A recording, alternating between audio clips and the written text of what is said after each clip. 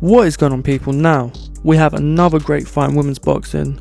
Amanda Serrano against Reina Tellez, the 22-year-old 13-0 top US amateur fighting the 7-weight world champion Amanda Serrano.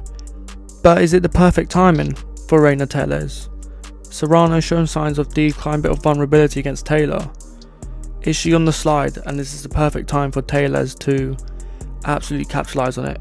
Or has Serrano still at her age got the skills to pay the bills? Now, with Serrano, we know what she is. She's a pressure fighter, come forward, volume puncher. You know, she's a tough southpaw. She can box, but she prefers to have a dogfight. You know, the typical South American within them. Whether it's Mexican, Puerto Rican, whoever, unless you're Cuban, because they got skills to pay the bills all night, all long. But enough of that. But I reckon with Serrano, with it being 10 3-minute rounds this bout, she usually throws about 50-60 punches per 2-minute rounds.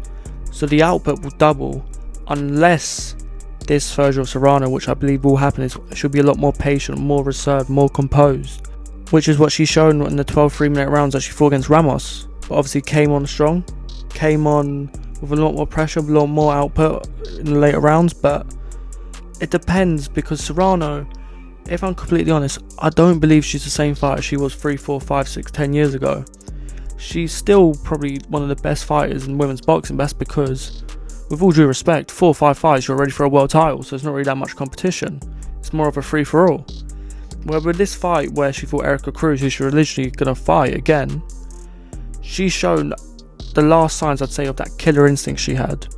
You know, the second Taylor fight, she was great. But I feel in that third fight, she slowly broke her soul and broke her heart within the fight. Now, if you see with Erica Cruz, she feints to the body, come up top in the head. You know, this is simple, basic one-on-one boxing, but she was able to get over the line because Erica Cruz ain't elite level fight like Katie Taylor was, where when she tries to create them openings, she gets countered like that, she'll get away with it. Whereas someone like Taylor, she'll just box your ears off all night, all long, especially with that amateur background and pedigree she has. So I do believe as well, another sign is the vulnerability. I didn't like the way she was reacting to shots in that third fight. I do think age and her punch resistance is catching up on her.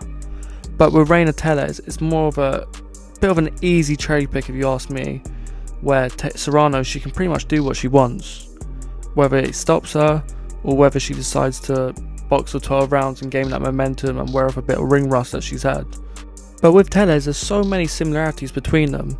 They've got a similar style where, besides the obvious fact where she's orthodox and Serrano's southpaw, they have a similar come forward, high pressure, high volume output, which is something which is obviously a common denominator when you see with these South American fighters like Serrano. Although with Tellez, she was a top US amateur, especially for Texas where she comes from. So she can box and move, as well as trade in the middle, similar to Serrano. But the problem is, she hasn't fought anyone decent. Where when you see here, she uses her reach good, but she leans towards the other side. Where with Serrano, she'll just jab your head all night long, where if you lean the other way, you're slipping her jab, where she needs to do that against Serrano.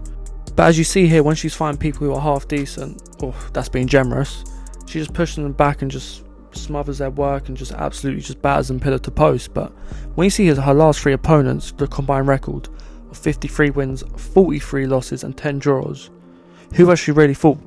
Let's cut the BS. So again, she's a top fighter with potential to go on to do great things, and I do think she will become a world champion, especially if she's young, fresh. And as I said, in women's boxing there's not that much competition, but you see here, this is the key in my eyes. Just check hook and that hook and out and circle round. That is the key. Although she didn't do it as clean, she needs to be a lot cleaner when she does against Serrano. Now, as I just said, check hook and pivot, out throw and outwork Serrano, put her on the back foot, land them shots, and just keep that output high and high throughout the rounds. And as I said, lean to the left and counter. Don't lean to the other side, which you're used to doing against orthodox fighters, because she will capitalize on that with ease. Now, with Serrano, just keep her at bay. Just use your reach. Don't over length, don't overreach. Mix up head, body, 3-punch combinations. That is the key. Don't be predictable like she was in the Taylor third fight and a bit in the second fight. Just do what you need to do in the game plan, get the win, and don't get involved in a little dust up in the middle. Now, As much of a good fight this is on paper, when you break down a resume, you break down their recent fights and their competition they've been fighting, it's quite easy in my eyes who's going to win. Let's be honest, let's cut the BS. Clear Amanda Serrano win. I think it's a bit too soon for Tellez. A few more fights down the line, maybe, and then you can catch Serrano on a slide. But I do believe Serrano will win. But I do believe she'll pace herself, as that killer instinct has slowly faded away as she's declining. And her punch resistance isn't the greatest as it was once upon a time. And I do believe it will be a very wide unanimous decision victory for Amanda Serrano. That is it.